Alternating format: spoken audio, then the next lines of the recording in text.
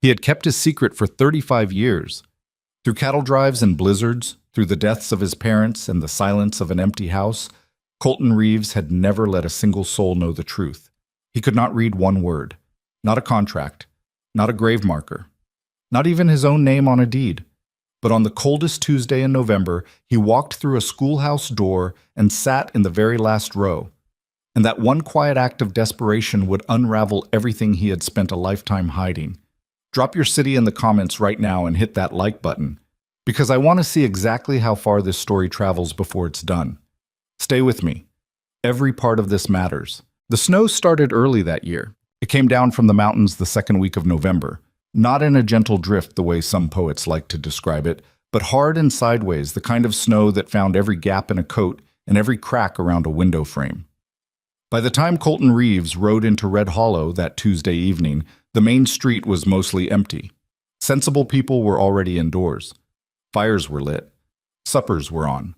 The saloon at the far end of Pine Street threw yellow light out across the frozen mud, and the piano player inside was working through something that sounded cheerful despite being slightly out of tune. Colton didn't go to the saloon. He hadn't gone in nearly 2 years. Not since the night he'd had too much whiskey and tried to sign a land agreement that one of the Hargrove brothers slid across the table, and he'd had to pretend his hand was cramping just to stop himself from putting his mark on something he couldn't read a single word of. He'd laughed it off. He'd bought another round. He'd ridden home in the dark with his heart slamming against his ribs and the cold sweat of shame soaking through his shirt despite the December air. He wasn't going back to that. He tied his horse, a thick-boned gray mare named Dust, to the post outside Hennessy's dry goods store and stood there for a moment with the snow hitting the back of his neck. Across the street, between the land office and the widow Caldwell's boarding house, there was a low wooden building with a single lamp burning in the window. A painted sign above the door read something he couldn't fully make out, but he had asked the feed store owner, Walt Briggs, about it 2 weeks ago. Evening literacy program, Walt had said, without looking up from his ledger. Mrs. Finch runs it. Tuesdays and Thursdays, free of charge. Colton had nodded slowly, the way he always nodded when someone gave him information he needed to process without showing any reaction at all. Who attends? Walt had finally looked up. Miners mostly, few ranch hands, had a widow lady come for a while. Why are you looking to send one of your boys? He didn't have any boys. Everyone in Red Hollow knew he didn't have anyone, but he let Walt assume. Just curious, he said. That had been 2 weeks ago. He had not slept well in the 2 weeks since. Now he stood in the snow and looked at that lit window and felt an emotion he couldn't quite name. It was somewhere between wanting and dread, which wasn't a comfortable combination. He was 35 years old. He had run the Reeves Ranch alone since his father died 11 years back, managed 43 head of cattle, maintained a 4-room house, and conducted years of business in a territory where trust counted for more than paperwork. Or at least, he had made sure it did, because paperwork terrified him in a way that no animal, or weather, or man ever had. His father couldn't read either. Neither could his mother. It wasn't a thing that got talked about in the Reeves house. You learned what you needed to learn. How to work leather, how to read the sky, how to read cattle, how to understand land. Words on paper were for lawyers and bankers and people who sat in offices. That's what his father said. His father was dead. And Colton had spent the last 3 years slowly losing business to men who could read contracts and catch clauses that Colton either signed without understanding or avoided signing at all, which was its own kind of problem. Last month, he had been handed a letter by the circuit rider who passed through on the first Friday of every month. The letter, the rider told him, was from a land surveyor's office in Cheyenne regarding the northern boundary of his property. You need to respond within 30 days, the rider had said. Colton had taken the letter, folded it, and put it in his coat pocket. He had carried it there for 11 days. He had taken it out at night and looked at it by lamplight with the particular misery of a man staring at something that might be important or might be nothing, and having absolutely no way to know which. He had finally ridden over to a neighboring ranch and asked his neighbor Luther Pace, under the pretense of needing a second opinion, if Luther would read it aloud to him because his eyes had been giving him trouble. Luther had read it. It was a routine notice, nothing urgent. But Colton had ridden home that evening and sat at his kitchen table for a long time in the dark. He could not keep doing this. He crossed the street. The door to the schoolhouse was heavy and old, the wood swollen with cold, and it resisted him slightly before it gave. He stepped inside and stood in the entrance, and the warmth of the room hit him after the cold outside, and it was something, just warm. A wood stove in the corner, burning well. 8 or 9 chairs arranged in loose rows, most of them occupied. Men who looked like working men, their hands rough, their clothes practical. A couple of younger fellows, maybe 19 or 20. One woman in her 50s with iron gray hair pinned back severely. And at the front, writing something on a long slate board, a woman he had never seen before. She wasn't what he expected. He wasn't entirely sure what he had expected.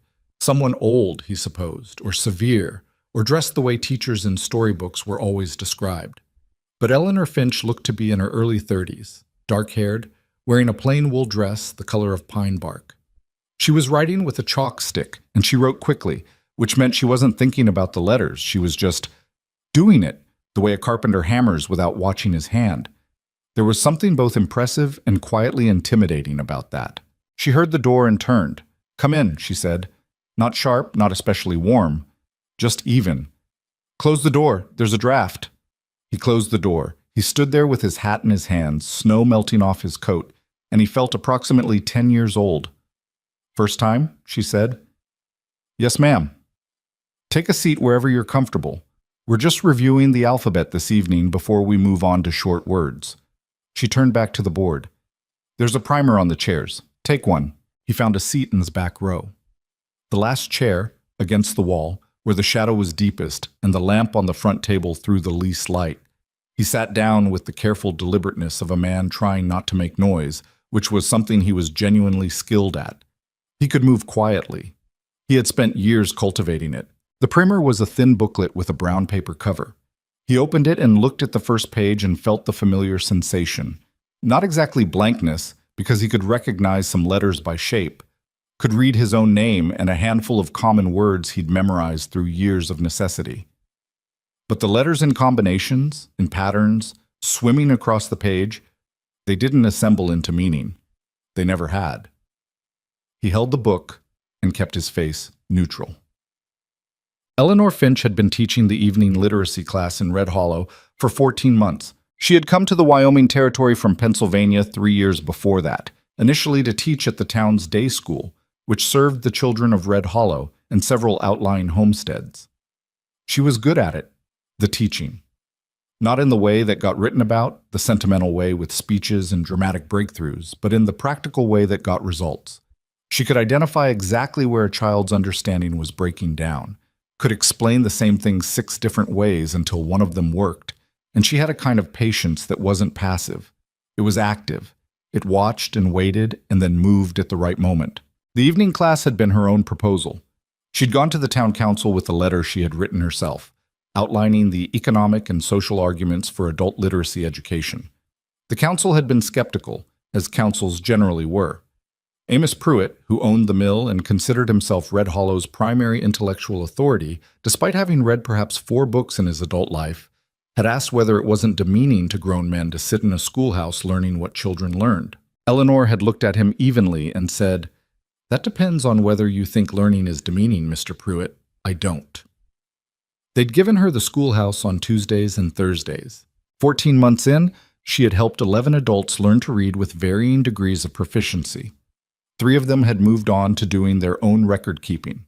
One man, a former miner named Calhoun, had written his first letter to his daughter in Missouri and wept so hard when he finished it that Eleanor had quietly left the room to give him privacy.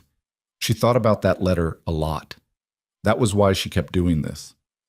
She noticed the new man immediately, the way she noticed everything in a room, not because she tried, but because noticing was simply the way her mind worked.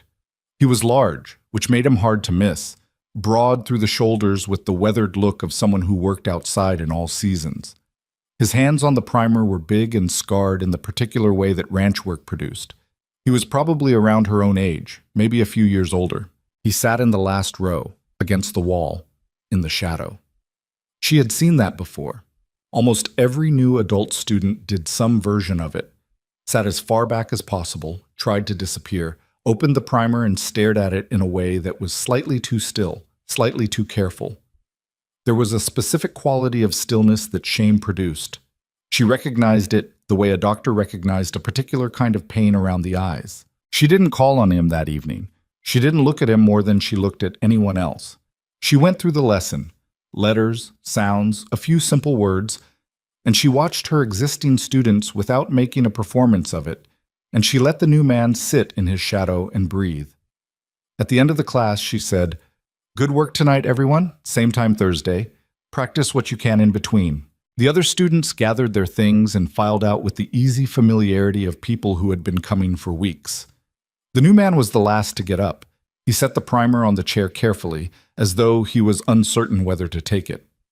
"You can take the primer home if you like," Eleanor said, stacking papers at the front table without looking up. "They're meant to be used." A pause. "I'm much obliged," he said. His voice was low, measured. She heard him pick up the primer. She heard him cross to the door. "What's your name?" she asked, still not looking up. Another pause, shorter this time. "Colton Reeves." She had heard of him. The rancher who'd bought out the old Sutter property north of town 3 years back, lived alone, kept to himself. Had the reputation of a man who was straight in his dealings and didn't waste words. "Good to have you, Mr. Reeves," she said. "Thursday?" She finally looked up. He was already looking at her. He nodded once, put his hat on, and went out into the snow. He came back Thursday. He sat in the same chair. The weeks that followed established a routine that Colton, without quite acknowledging it to himself, began to organize his schedule around. He moved his Thursday supply runs to Wednesday instead. He finished his evening barn checks earlier on class days. He had told no one in Red Hollow about attending, which was easier than it might have been. He was not the kind of man people questioned closely, and in a town where everyone had something they didn't discuss openly, an absence 2 evenings a week wasn't remarkable. He was a poor student, and he knew it. Progress was slow in a way that sometimes felt like trying to push a boulder uphill in wet mud. The letters were beginning to separate themselves in his mind. He could feel that happening, a slow sorting that was genuinely new, but the leap from letters to words to meaning was still vast and rocky. There were evenings when he sat with the primer in his kitchen after supper and felt something close to despair, a hot and private feeling he immediately shut down because it served no purpose. He kept showing up anyway. There was something about the schoolhouse itself that he hadn't anticipated. It was warm, reliably warm, in a way that his 4-room ranch house wasn't, because the ranch house required constant tending, and there was only himself to tend it. And if he came in late and tired some evenings, he let the fire go down to embers before he thought to add wood. The schoolhouse fire was always going when he arrived. Someone built it before the students came, and it burned steadily through the evening and made the room smell of pine smoke and chalk and the particular dry dust smell of old books. He was aware that this was a strange thing to take comfort in, the warmth of a borrowed room, but he took it anyway. Eleanor, for her part, was careful. She was careful in the specific way that a person is careful when they are fully aware of what they're doing and choosing to do it that way. She had worked with enough adult learners to understand that shame was the primary obstacle, not intelligence, not age, not any inherent limitation. Shame was what made a man sit in the back row and hold a primer like it might bite him. Shame was what made people disappear after 2 or 3 sessions, convincing themselves the class wasn't for them. She did not draw Colton out. She did not put him on the spot. She did not make encouraging noises when he gave correct answers. She had learned early that some men found encouragement more patronizing than silence. She treated him the way she treated everyone in the class, with steady, matter-of-fact attention. When he was wrong, she simply showed him the correct thing and moved on. When he made progress, she noted it the same way she noted everything, without ceremony. But she was watching. That was unavoidable. She noticed that he formed his letters with extraordinary care. Not slowly, exactly. More like deliberately, the way a craftsman works.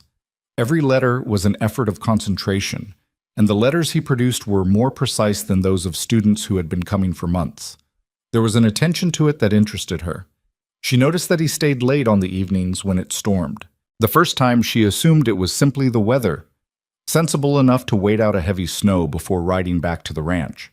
He sat in the back corner after the other students left, hat in hand, watching the small window beside the door while the storm moved through. Eleanor continued her own work, correcting papers at the front table, and they sat in the same space in silence for nearly an hour before the snow eased and he stood up, nodded, and went out. The second time it happened, she made tea. She didn't offer it to him directly. She made enough for 2 cups and left one on the corner of her front table, conspicuous but not pointed. When she looked up 20 minutes later, it had been moved. When the storm passed and he left, the cup was on the floor beside his chair, empty. The third time she made tea and said, "Weather's looking mean." And he said, "Yes, ma'am." And she said nothing further, and neither did he, and they sat. She understood something about the sitting, or she thought she did. She had grown up in a house with a great deal of silence, not the peaceful kind, but the pressurized kind, and she had learned to distinguish between different qualities of silence. This one was okay. It was the silence of 2 people in the same room who didn't need to fill the space. That was rarer than most people understood.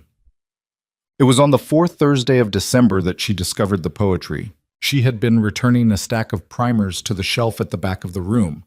She asked her students to leave them in the classroom unless they wanted to take one home, to avoid them becoming lost in barns and supply bags.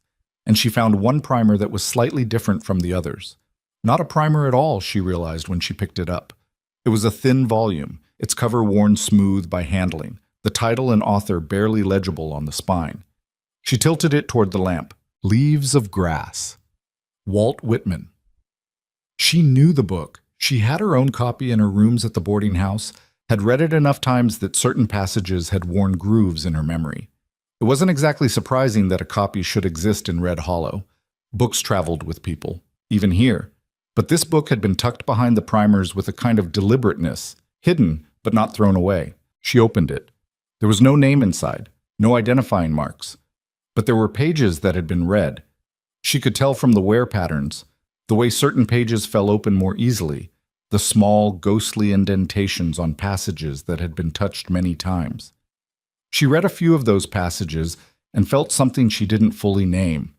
Then she closed the book and sat down with it in her lap and thought for a while. She thought about a man who hid in the last row, who couldn't read a primer but owned a collection of Whitman, who stayed in warm rooms during storms and went home alone. She thought about the letter formations in his slate work, that extraordinary care, like he was trying to make something permanent. She put the book back where she'd found it. She left it there until the following Tuesday. Then she took it home, tucked inside her own bag, and she spent an evening with a piece of paper writing nothing, then writing something, then scratching it out, then starting over. On Thursday evening, when Colton came in and sat in the back row, he found, placed on his chair, a different thin volume. It had a plain cover and was clearly newer than the Whitman. She had bought it from the general store's small shelf of books. They kept perhaps a dozen at any time, mostly practical guides and almanacs, but occasionally something else. This one was a collection of American verse, modest and not expensive. She was at the board when he sat down and found it. She heard the slight sound of him picking it up. She didn't turn around. He didn't mention it. He took it home. On. January came hard. The ranch work in January was brutal in the way that January ranch work always was in Wyoming. Ice on the water troughs every morning, cattle that needed extra feed, equipment that cracked and stiffened and required tending with cold-numbed hands. Colton was out from before dawn to well after dark most days, and there were evenings when he came in so exhausted that he ate whatever was quickest and sat by the stove for a few minutes before going to bed. But he did not miss a class. He was making progress. He could feel it differently now. Not just intellectually, but in some other way, as if something that had been locked up was slowly, grudgingly, beginning to open. He could read short sentences. He could sound out words he hadn't seen before, which felt like a kind of miracle, actually, though he would never have said that to anyone. The process of decoding, of a string of symbols resolving into meaning, he understood now why children felt wonder at it. He felt something like wonder himself, which was embarrassing. But there it was. He read the verse collection Eleanor had left him. He read it slowly, the way you crossed uncertain ground, carefully, with attention to each step. There were poems he didn't understand at all and moved past. There were others that stopped him. Emerson, Longfellow, a few by authors he didn't know. He read them sitting at his kitchen table with the lamp close, And outside the window, the prairie was silent and white and enormous. One particular poem kept bringing him back. He copied it out in his own hand onto a piece of paper, letter by laborious letter. And then he read what he'd written.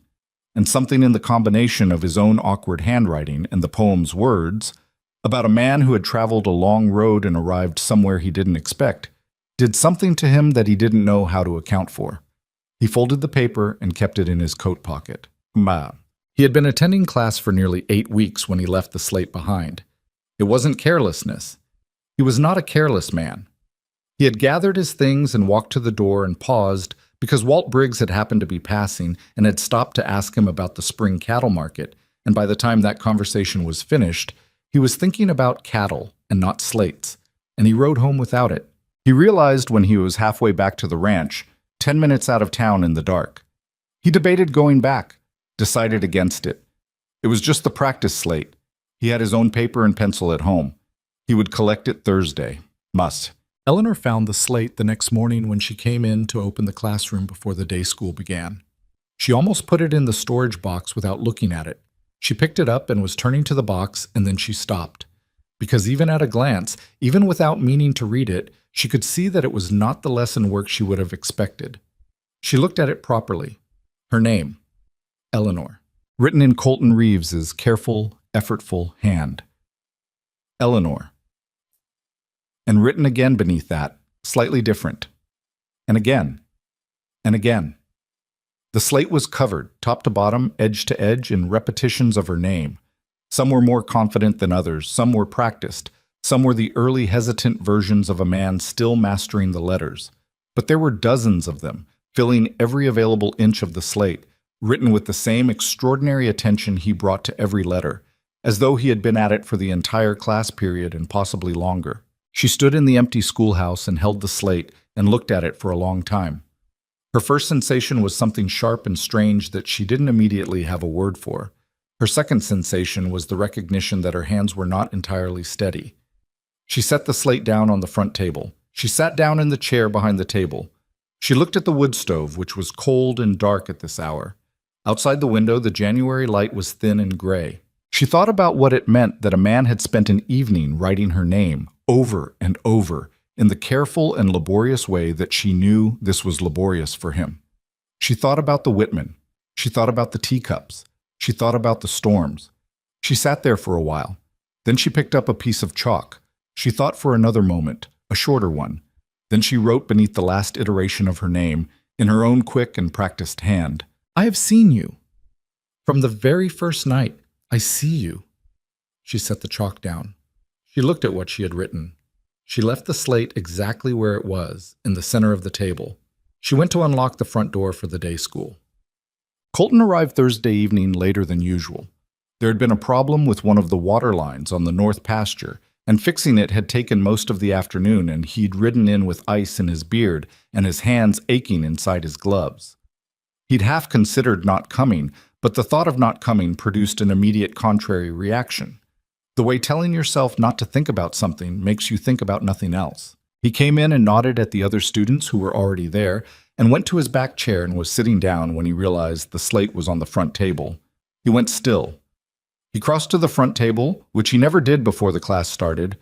He never came to the front of the room at all. That was the whole point of the back row. And he picked up the slate. He could read it, not quickly. He sounded out each word, moving through them the way he moved through everything now, with effort and care. But he could read it. "I have seen you. From the very first night, I see you." He read it 4 times. He read it a 5th. His face didn't change much. He had a face trained not to change much.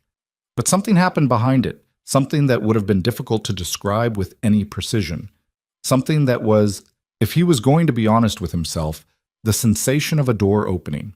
Or more accurately, the sensation of realizing that a door had been open for some time, and you'd been so convinced it was locked that you hadn't even tried the handle. He looked up. Eleanor was at the board, her back to the room, writing the evening's lesson. She did not turn around. He went back to his chair. He sat down. He opened his primer.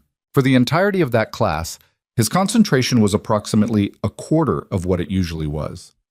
He couldn't have said what they went over that evening. He looked at the page and saw letters, and behind the letters he saw his own handwriting on a slate, and behind that he saw her handwriting, and behind that he saw something he was going to have to reckon with. At the end of class, the other students left. The storm outside was moderate, not the kind he would usually use as an excuse to stay. He sat for a moment after the last of them cleared out. "Mr. Reeves?" Eleanor's voice even from the front of the room. She was stacking papers. "You forgot your slate last week." "I know," he said. "I'm sorry." "It's not a problem." A silence. "Did you—" he started. "Yes," she said. She didn't elaborate. He looked down at the primer in his hands. He looked at the back of her head, dark hair pinned up, the way she was just continuing to stack papers as if this were an ordinary evening, as if neither of them had anything to account for. "I should have been more careful," he said, "with the slate." "Probably," she said, "but then I wouldn't have seen it." Another silence, longer. Outside, the wind picked up and threw snow against the window. "What made you—" He stopped. "Write that?" She set down the papers and turned around to face him. The lamp between them made her expression readable. "Because it was the truth, and I thought you should know it." He looked at her. He wasn't sure exactly what he was looking for in her face. Some sign of what this meant, maybe, or what she expected, or whether she was making some kind of error she'd want to walk back in the morning. He didn't see any of that. He saw someone who had said what she meant and meant what she'd said. He set the primer on the chair next to him. He turned the hat over in his hands. "I've been writing your name," he said, "because it's the thing I most wanted to know how to write." Eleanor was quiet for a moment. "I know," she said, not unkindly, not triumphant, just level. "I don't know," he said slowly. "Exactly what I'm asking for. I know that doesn't make a very good case." "I'm not looking for a case," she said. "I'm looking for honest." He nodded. "Then yeah, honest." Outside, the storm was thickening. Neither of them moved toward the door. "You want to tell me," Eleanor said, "what made you come in the first time? What actually made you walk through that door?" He thought about this. He could give her the land survey letter story, which was true as far as it went. He could give her the contract story, which was also true. Both were true, and neither was the whole of it. "I was tired," he said finally, "of carrying it alone, not just—" He made a small gesture. "Not just not being able to read. I mean, yes, that. But carrying it, the hiding it. I was very tired." Eleanor looked at him for a long moment. "How long?" she said. "My whole life," he said. 35 years. She nodded slowly. "That's a long time to carry something alone." "Yeah," he said. "It is."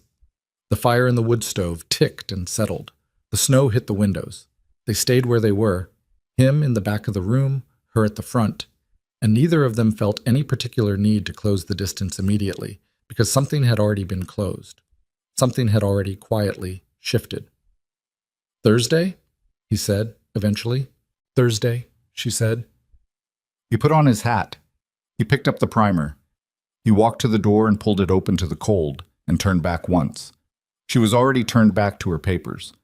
But there was something in the set of her shoulders that was different from when he'd come in.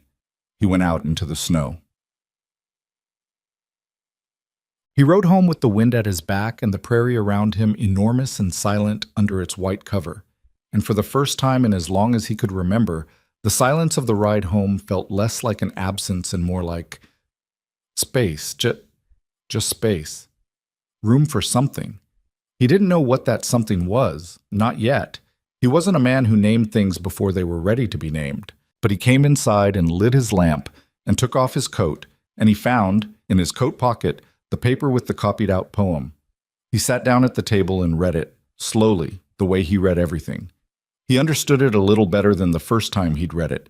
He put the paper flat on the table and looked at it. Then he took out a clean sheet and his pencil, and for the first time he sat down to write not letters, not words, not practice exercises, but something that was meant for someone else to read. He wrote slowly. He made errors and crossed them out. He rewrote. The lamp burned steadily, and the house was cold everywhere except the small circle around the stove, and he sat in the warmth and worked. It took him a long time. When he finished, he read it through. It wasn't much. 7 sentences, not all of them grammatically correct, not all of them especially eloquent, but they were his, and they were true, and they said the thing they meant. He folded the paper and held it for a moment. He would bring it Thursday. Dit. Outside the window, the snow continued to fall across Red Hollow, covering the street and the schoolhouse and the long, cold road that ran north to the Reeves Ranch, covering everything equally and without distinction, the way winter did. Underneath it, something had changed, something quiet and permanent, like a letter finally put on paper, like a word finally learned, like a name. He brought the letter Thursday. He almost didn't. He rode into Red Hollow with it folded in his coat pocket and talked himself out of giving it to her approximately 4 times between the edge of town and the schoolhouse door. By the time he tied dust to the post and stood in the cold with his breath coming out white in the dark air, he had nearly convinced himself that 7 sentences written by a man who had only been reading for 8 weeks was not a thing anyone needed to receive. He went inside. He sat in the back row. He kept the letter in his pocket. The class went the way classes went. Eleanor at the board, working through compound words that evening, her chalk moving quick and sure. Colton followed along. He was getting better at following along. That was still a strange thing to register, the improvement, because it had happened gradually enough that he only noticed it when he looked backward and compared. 8 weeks ago, he had held a primer and stared at it like a man reading a foreign map. Now he could read most of a page, slowly, if the words were straightforward. Progress had its own kind of weight. At the end of the lesson, when the other students were pulling on coats and talking among themselves, he reached into his pocket. He held the folded paper for a moment. Then he set it on the corner of Eleanor's front table as he passed and walked out before she could say anything. He rode home faster than usual. She read it that night, by the lamp in her room at the boarding house, sitting at the small desk under the window with the snow tapping lightly at the glass. The handwriting was careful and uneven in the way all his writing was, the letters formed with the particular deliberateness of someone who was still learning what they could do. There were 2 crossed-out words. One sentence ran longer than it should have and then stopped abruptly, as if he'd run out of room or nerve. He had written that he didn't have a great deal of experience explaining himself to people, that most of what he knew how to say lived in action rather than words, and he was aware that wasn't always enough. He wrote that the schoolhouse had become a place he came to that was not just about letters and primers. He wrote that he didn't know how to say the rest of it without it sounding like something it wasn't, or maybe exactly like what it was, and he wasn't sure which of those possibilities worried him more. The last sentence said, "I think you are someone worth knowing, and I am not sure I have been worth knowing back, but I am trying to be." Eleanor sat with the letter for a long time. She had received letters before in her life from people who wanted things from her, or wanted to tell her things, or wanted to perform some version of feeling on paper. She had a sense, developed over years, for the difference between a letter that was crafted to impress and a letter that was just true, that cost something, the true ones. You could feel the effort of it, the exposure. She read it again. Then she folded it carefully and put it in the top drawer of the desk, underneath a Pennsylvania postmark from her sister that she also kept there. She thought about writing back. She thought about it for a while, then decided that what she wanted to say was not a thing she could write quickly, and she would rather say it right than say it fast. February arrived and the temperature dropped further, and Red Hollow contracted the way frontier towns did in deep winter. People moved between their necessary places and nowhere else, and the world shrank to the distance between warmth and cold.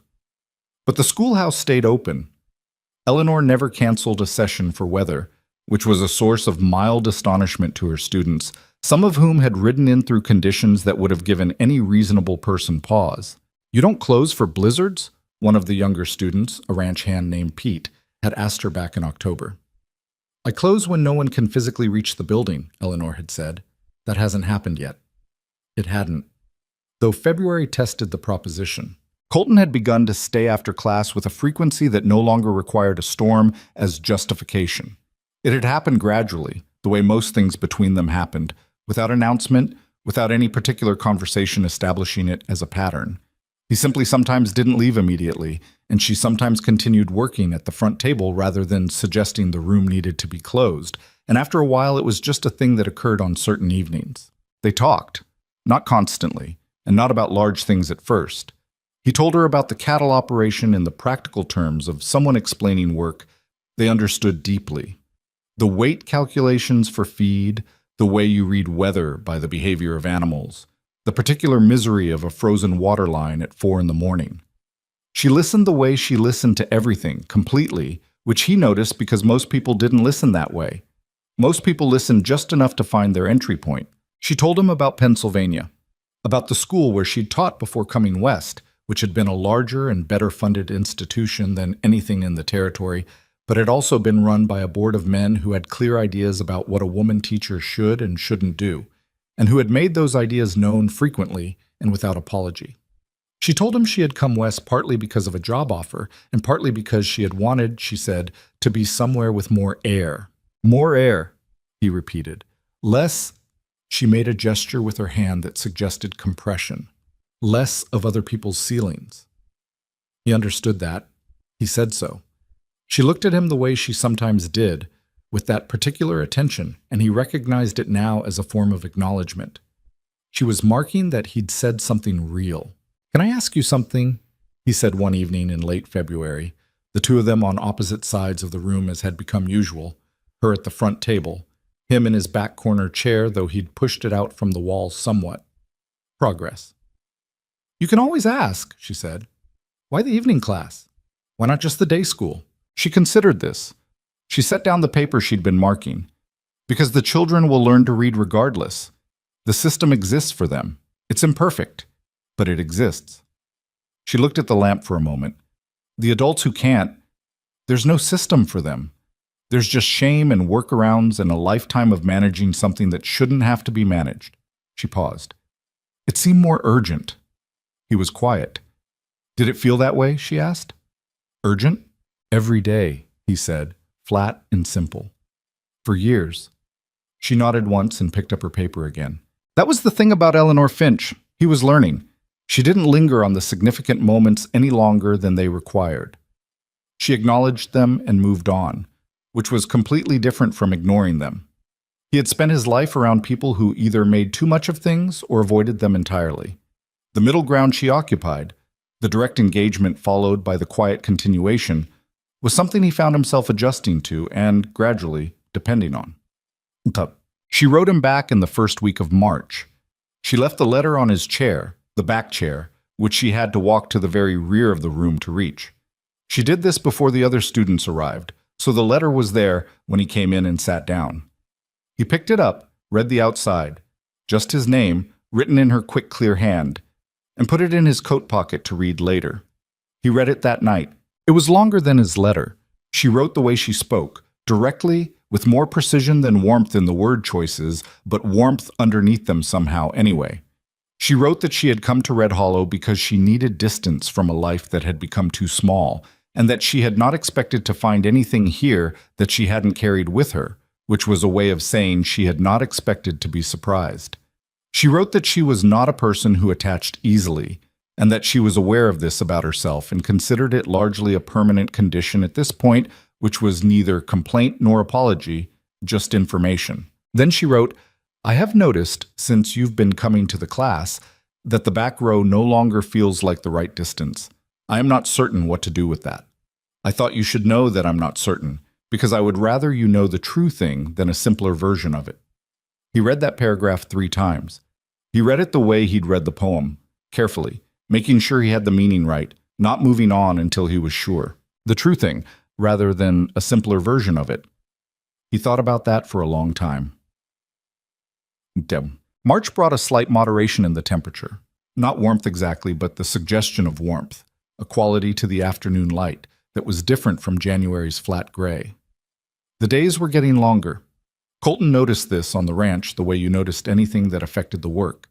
It meant more usable hours, meant certain spring preparations could begin, meant the particular exhaustion of February was going to ease. He was also, by March, reading at a level that surprised him. It surprised him partly because he hadn't expected the progress to sustain itself, and partly because he was beginning to understand that the difficulty he'd always had was not stupidity, which was the word he'd always used to himself in the privacy of his own skull, but something more specific and more manageable than that. The letters had always been available to him in one sense. He'd looked at them his whole life. What he'd needed was someone to show him the system, the patterns, and that was something Eleanor did with a kind of systematic clarity he hadn't encountered before. She understood exactly what he was missing, and she filled it in without comment or drama. "You've been practicing more," she said one Thursday in March. Not a question. "Some," he said. "Your sight reading has improved considerably." She said it the way she said everything, factual, without emphasis. "You're not sounding out every word anymore. Some words you just know." "Took long enough," he said. "It takes what it takes." She looked at him steadily. "Don't do that." "Do what?" "The thing where you minimize your own progress to get ahead of someone else minimizing it." He looked at her. He had not been aware that he did that. He thought about it and realized she was probably right, and that annoyed him slightly, which was also probably something she had anticipated. "That's a very specific observation," he said. "I teach adults for a living," she said. "It's a common habit. People are hard on themselves about learning things they think they should have learned earlier." She turned back to the board. "It's counterproductive." He was quiet for a moment. "What do you do about it?" "I tell them," she said, "and then they can make their own choice." She wrote the next exercise on the board. He opened his primer. There was an evening in the middle of March that he thought about later, for a long time. Not because anything large happened, because of something small. The other students had gone and the two of them were in their usual positions. Her at the front, him near the back, though closer now than he used to be. She was marking something and he had been reading, actually reading, an article in a newspaper he'd found in the general store, which was still slow going but was happening. He was working through a paragraph about land disputes in the Eastern Territory and he got stuck on a word and stared at it. "Eleanor," he said. He had started using her name a few weeks back, not announced, just the way you start doing something and then realize you've been doing it. "What's this word?" He crossed the room and held the paper out. She looked at it. "Adjudication," she said. "Legal term. Means the formal judgment of a dispute." "Right." He stood there a second, looking at the word, now that he knew it. He said it quietly to himself. Adjudication. Committed it. He had a method now for committing new words. He said them 3 times, put them in a sentence in his head, thought about when he might use them. "Okay," he said. He turned to go back to his chair. "Colton," she said. He turned back. She wasn't looking at him. She was looking at the paper she was marking. But there was something in the set of her expression, a slight tension that wasn't her usual composure. "I got a letter this week," she said, "from the school board in Laramie. They're opening a new school in the spring, larger than this one. They've offered me a position." The room was very quiet. He didn't say anything. "I haven't answered them yet," she said. She still wasn't looking at him. "I thought I should tell you." "Why?" The word came out before he'd fully decided to say it. "Why tell me?" She looked up then.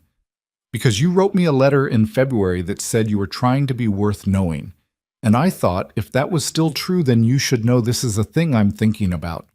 He stood in the middle of the classroom with the newspaper in his hand and looked at her. "Are you going to take it?" he said. "I don't know yet." He nodded. He went back to his chair. He sat down. He looked at the newspaper and didn't read any of it. After a while, he said, "Would it be a better situation, the Laramie School? More resources, more students, more structured." She paused. "It would be a good position." "But?" She set down her pencil. "I didn't say but." "You didn't have to." She was quiet for a moment. "I've moved twice in the last 4 years because I was somewhere, and then I left, and then I was somewhere else. I am tired of that being the pattern." She picked up the pencil again. "But I'm not sure staying somewhere for the wrong reason is better than leaving." He thought about this. He thought about what the wrong reason might mean, and what the right reason might mean, and whether those categories were as clean as she was making them sound. "What would the right reason be?" he asked. She looked at him directly. "That's the question, isn't it?" He held that. Outside, the wind was doing something against the eaves. The lamp between them burned steady. "I can't tell you what to do," he said. "I'm not asking you to. But I'd rather you stayed." He said it flat and plain, the way he said the things he meant. I'm telling you that because you told me you'd rather have the true thing. That's the true thing. She was quiet for a long moment. All right, she said finally. Soft, which was unusual for her. Thank you for saying that. He nodded. He looked back at the newspaper. Neither of them said anything else for the rest of the evening. Become tea. She did not answer the Laramie letter that week. She thought about it while she taught the day school, and while she prepared lessons, and while she walked the 3 blocks between the boarding house and the schoolhouse in the cold that was slowly, reluctantly beginning to break. She was not a person who made decisions based on wanting. She had learned over years that wanting was an unreliable compass. It pointed toward the thing that felt right at the moment and didn't always account for the terrain. She had made decisions based on wanting before and found herself in situations that looked right from the outside and felt wrong from the inside in that specific way that is the hardest kind of wrong to articulate. But she was also, if she was honest with herself, becoming aware that she had made an art form of not making decisions based on wanting, and that this too was its own kind of error. The caution that had served her could also be a wall. She thought about what he'd said. I'd rather you stayed. The plainness of it. No appeal, no persuasion, no argument for why she should. Just the true thing. She had told him she'd rather have the true thing than a simpler version. She had meant it. And here was the consequence of meaning it. You got the true thing, and then you had to figure out what to do with it. She declined the Laramie position on a Wednesday afternoon. She wrote the letter at her desk, brief and courteous, thanking them and declining. She folded it and sealed it and gave it to the circuit rider the following Friday. She watched him ride out with the mail pouch and felt something settle in her chest that she examined carefully and found to be mostly relief. She didn't tell Colton. Not immediately. He had told her the true thing. She wasn't going to hand it back to him like a receipt. What she did instead, the following Tuesday, was rearrange the chairs. She had set them up the same way for 14 months, loose rows facing the front. She moved them that Tuesday afternoon before the students arrived into a rough circle. Not a perfect circle, the room was too narrow for that, more of an oval, but oriented so that the back wall was no longer a hiding place because there was no back wall that faced away from everything. Every chair was, more or less, part of the same room. The other students came in and sat down in the new configuration without much comment. Miners and ranch hands were not, as a rule, people who interrogated changes to furniture. Colton came in and stopped. He looked at the chairs. He looked at where his usual chair was, which was now part of the oval rather than apart from it. He looked at Eleanor, who was at the board, and not looking at him. He crossed the room and sat in the chair that had been his chair, which was now in the oval. He didn't say anything about it. She could feel that he understood. By the end of March, the evenings were lighter, longer. Colton began arriving at the schoolhouse slightly earlier than he needed to and helping stack firewood on the porch from the pile behind the building, which was not a thing she had asked him to do and not a thing she acknowledged directly. She acknowledged it by making sure the tea was ready when he came in. 2 cups, without any ceremony about it. She was also, by that point, noticing things about him that she hadn't allowed herself to notice before, or that she'd noticed in the objective way she noticed everything, cataloged and filed away, and was now noticing differently. The care with which he handled objects, not fussily, but with a kind of respect. The way he listened when someone else was speaking, which was with his whole attention, without the usual half-distracted quality most people brought to listening. The way he could be in a room and be fully quiet without the silence being hostile or uncomfortable. It was just his presence. It was a steady thing. She was not someone who thought about steadiness as a romantic quality. She had known attractive men and charming men and men who were good at saying the right thing. Steadiness had not been on her list of things to want. She was revising the list. One evening in the last week of March, she was sitting at the front table after class, and he was in his chair, the oval chair, and she looked up from her papers and said, without fully planning to say it, "What did you want to be when you were young, before the ranch?" He seemed slightly surprised by the question. He turned it over. "I didn't really have a before the ranch," he said. "The ranch was always there, my father's place. But if you'd had a choice..." He thought about it for a longer time than she expected. "There was a man who came through when I was maybe 12. Surveyor, mapping land grants. He had these instruments. He gestured vaguely. Equipment for measuring. He explained to me how it worked, how you could figure out where you were exactly on the earth just by looking at the sky and doing the mathematics of it. I thought about that for a long time after. He paused. But I couldn't read well enough for the mathematics, and I didn't know how to fix that. So he stopped. So you did the ranch, she said. So I did the ranch. She looked at him. You'd have been good at it, the surveying. You don't know that. I know how your mind works, she said simply. I've watched it for 4 months. You'd have been good at it. He looked back at her with an expression that was too complicated for her to read completely, which was unusual because she was generally good at reading expressions. There was something in it that was gratitude, and something that was loss, and something that was maybe the particular feeling of being told something true about yourself that you can't do anything about anymore. Yeah, he said quietly. Maybe. The lamp burned between them. Outside, March was turning itself slowly towards something else, the way seasons do. Not announcing the change, but just becoming it, incrementally, until one day you looked up and it was different. She went back to her papers. He stayed until the lamp burned low, and then he put on his coat and picked up his hat and stood at the door for a moment with his hand on the frame. Eleanor, he said. She looked up. He seemed to be working out whether to say the thing. Then he said it. I'm glad you didn't go to Laramie. She looked at him. How did you know? You rearranged the chairs, he said. He went out. She sat very still for a moment with her pen in her hand, and then, despite herself, she almost smiled. April came to Red Hollow the way it always did in Wyoming, reluctantly, with cold mornings that contradicted the longer evenings, with mud that sucked at boot heels and made the road north to Colton's ranch a particular misery after any rain. But the light was different. Anyone who'd spent a winter on the frontier understood what April light meant, how it landed differently on the same buildings and the same street, how it made the whole world look like it had been rinsed. Colton noticed it the way he noticed most things now, more carefully than before. That was another thing he hadn't anticipated about learning to read. It had made him more attentive to everything, not just words, as if the part of his brain that had been conscripted entirely into the effort of concealment had been released for other uses.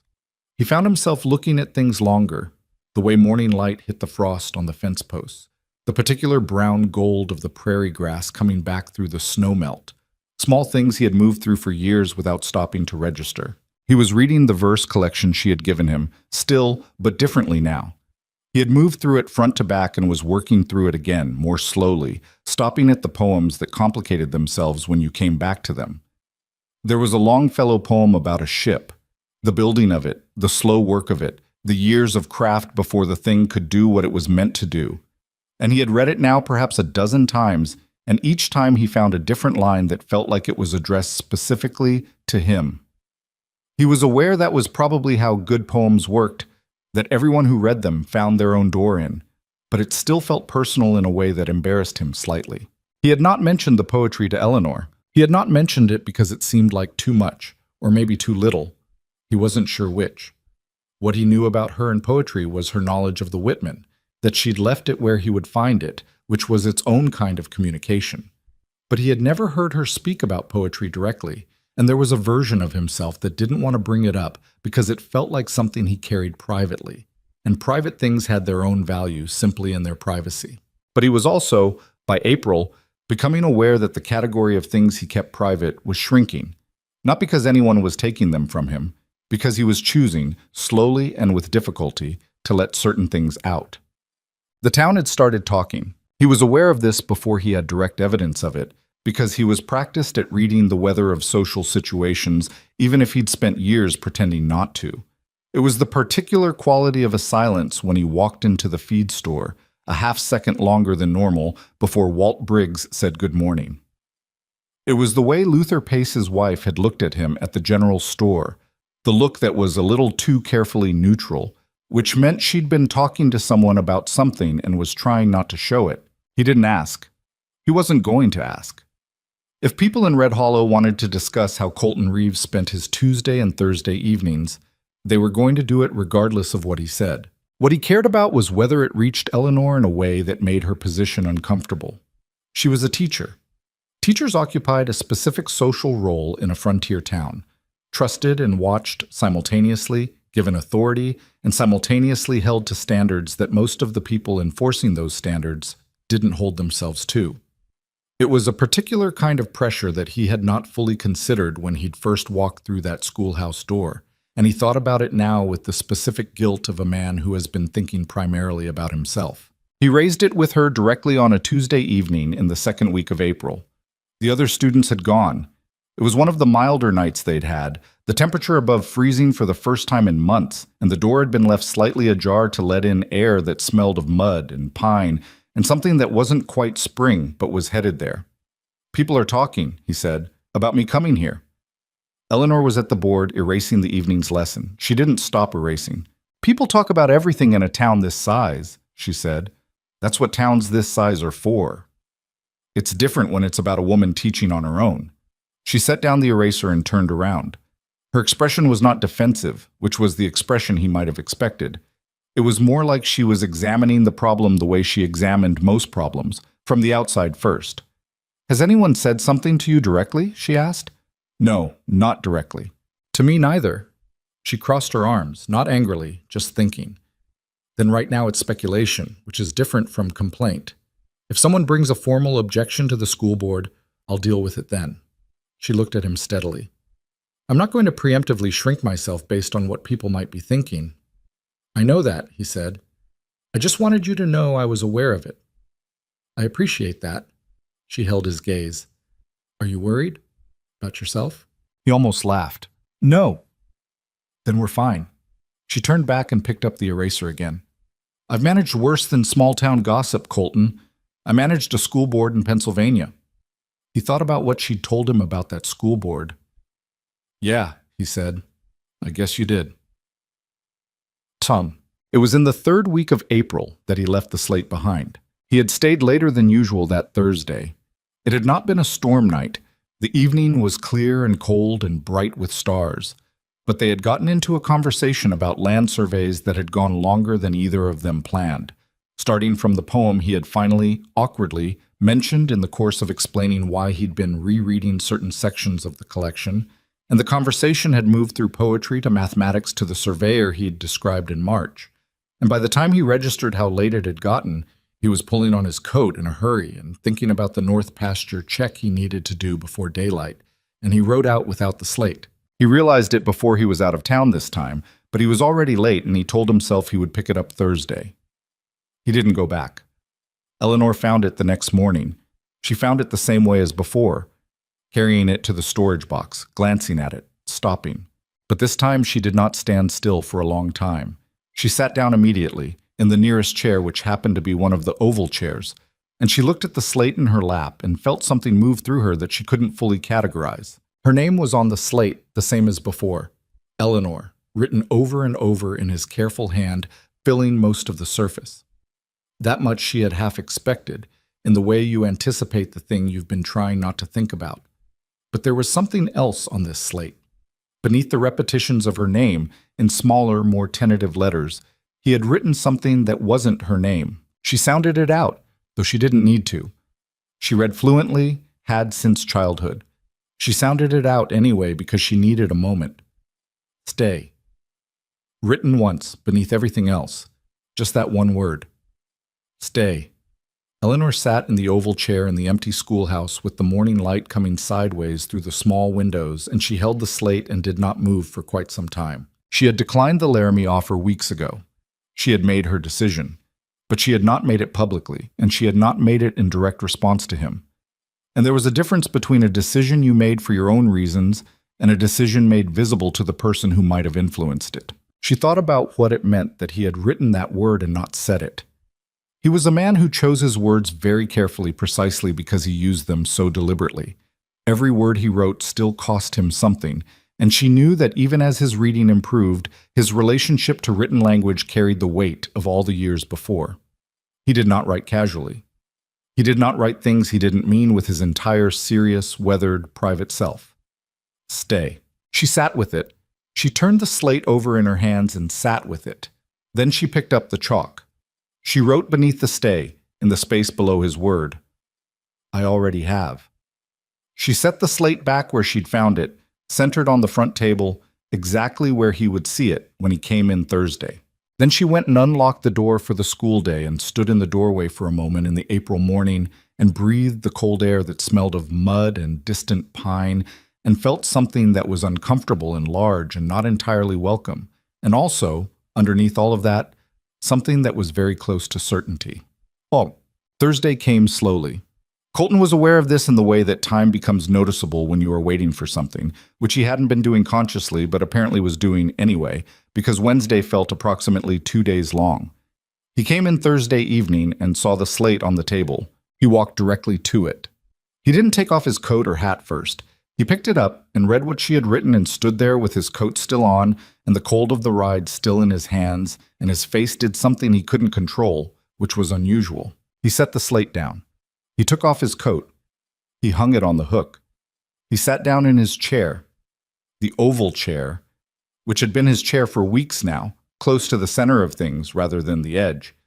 And he opened his primer. And when Eleanor came in from the back room where she kept her materials, he said, without looking up, "Thank you for writing that." "You're welcome," she said, the same way she said everything, even moving to the board. The other students came in. The class happened.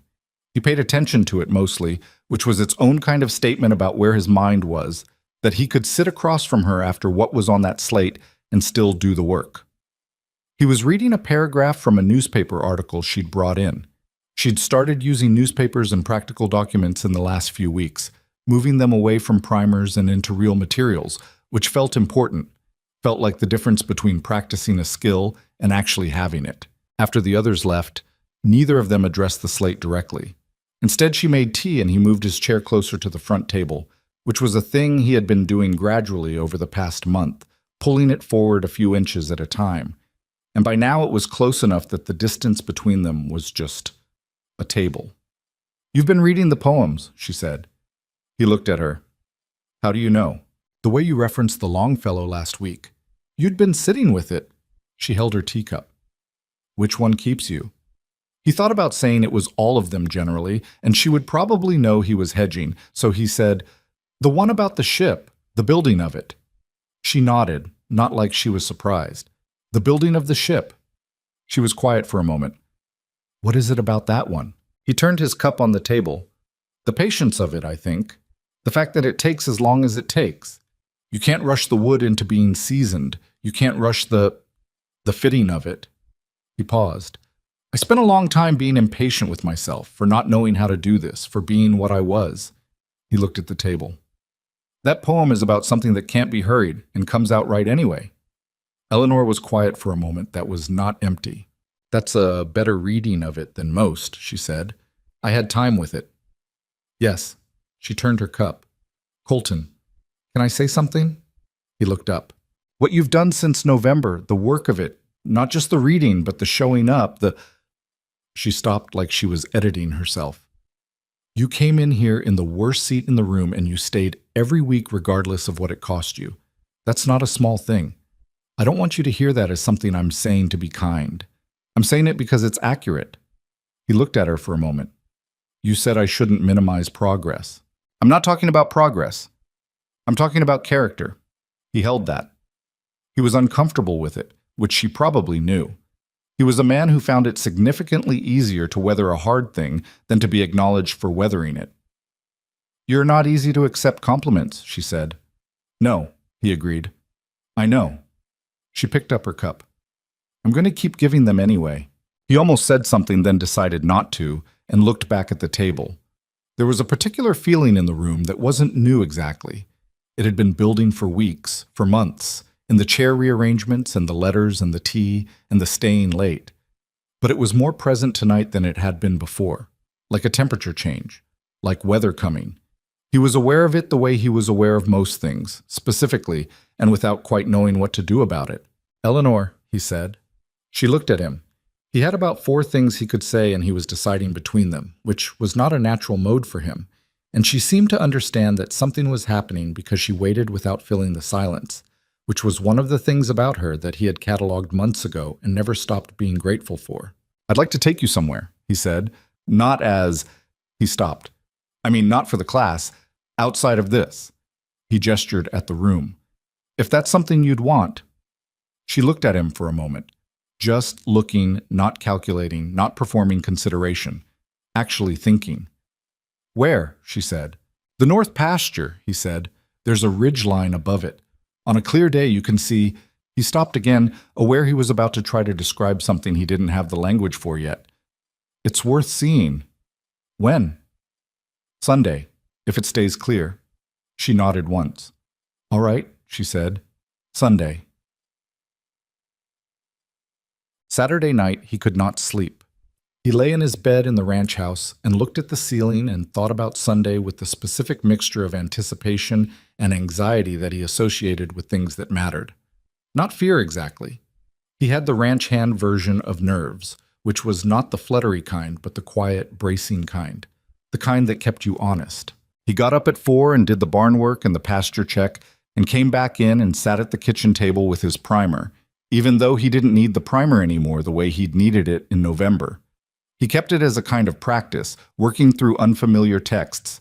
He'd started keeping a small notebook where he wrote down new words, the way she'd suggested 2 months ago, and he opened that instead and read back through what he'd written. Adjudication. Intermittent. Deliberate. Tenacity. The words he'd learned this way had a different quality than words he'd always known. They were flagged somehow, marked as earned. He wrote a new one in the notebook. Uncertain. Then underneath it, in smaller letters, also necessary. He didn't know if that was true. He was trying it out. He came for her at the boarding house at 9 o'clock Sunday morning. He had debated whether to bring a horse for her or whether she had her own, and had asked, obliquely, by way of a note left with the class materials Friday, whether she rode.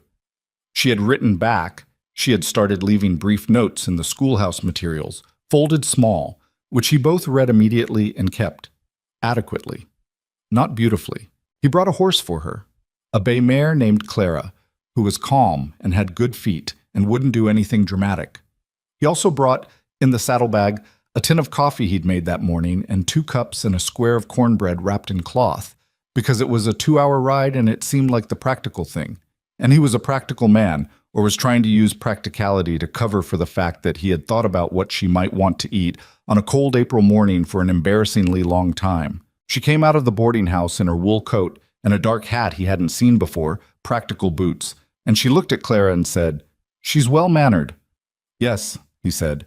"I appreciate that," she said, and accepted his hand up into the saddle with neither hesitation nor comment. They rode north out of Red Hollow in the early morning, the town giving way to open land quickly the way it always did out here, the space opening up around them, and the silence between them was the comfortable kind, the kind he was used to from the evenings in the schoolhouse. She asked him about the ranch as they rode, not conversationally, but with genuine curiosity, the specific questions of someone who wanted to actually understand something.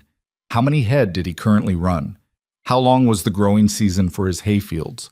What had the winters been like the past several years?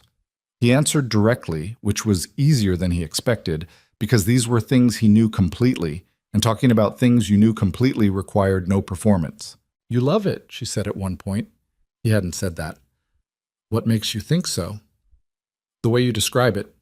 You don't describe most things that way." He considered this. "I didn't think I loved it exactly for a long time.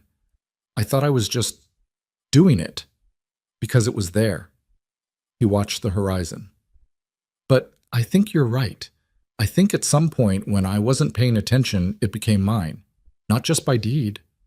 She nodded. She understood that. They reached the ridge by mid-morning. He had seen it hundreds of times. He watched her see it for the first time. The ridge sat above the north pasture and looked out over a valley that in April was patchwork, brown and pale green and the silver of snowmelt running in thin lines along the low ground. And beyond it, the mountains still white and enormous and closer seeming than they had any right to be. The sky was the particular high blue of a clear Wyoming April morning, the kind of blue that made you understand why people stayed in difficult places. Eleanor sat on the horse and looked at it without speaking. Her face did the thing it rarely did. It opened. The controlled, even expression that she wore like good clothing dropped away and she just looked with her whole face, taking it in. Colton watched her doing this and felt something private and important that he was not going to try to name. "This is yours," she said finally, not a question. "Up to that tree line," he said, "and the pasture below. You can see the whole thing from here." "Yes." She was quiet for another moment. "You brought me here to show me you had something worth showing." He hadn't thought of it in those terms, but she wasn't wrong. "I brought you here because I wanted you to see it," he said. "I spend a lot of time up here, in the evenings, mostly. It's—" He stopped. "It settles something. I can see why." He got down from dust and unpacked the coffee and the cornbread, and she got down from Clara, and they sat on the flat rock at the top of the ridge with the valley below them and drank coffee and ate cornbread, and he didn't worry about what to say because the view was doing most of the work. After a while she said, "No one comes up here with you?" "No." She looked at the valley. "Thank you for bringing me." He looked at the side of her face, the way the April light was hitting it, and said, "Thank you for coming." She turned and looked at him. They were close in the way that people sitting on the same rock are close, not dramatically so, just close. He could see that she was deciding something, or had decided it and was accounting for it. "Colton," she said. "Yes." She didn't finish the sentence. Instead, she reached across and put her hand over his where it rested on the rock. Her hand was cold from holding the coffee tin. She just put it there and left it there. He turned his hand over. He held hers. They sat like that on the ridge above his land and below the April sky, and neither of them said anything because there was nothing necessary to say, and they both understood that, which was, in itself, the whole thing. That was the whole of it. Below them, a hawk worked the updrafts above the valley in long, patient circles, looking for the thing it needed, taking its time about it. After a while, she said quietly, "I read that Whitman you left in the classroom, back in December, before I left the verse collection for you."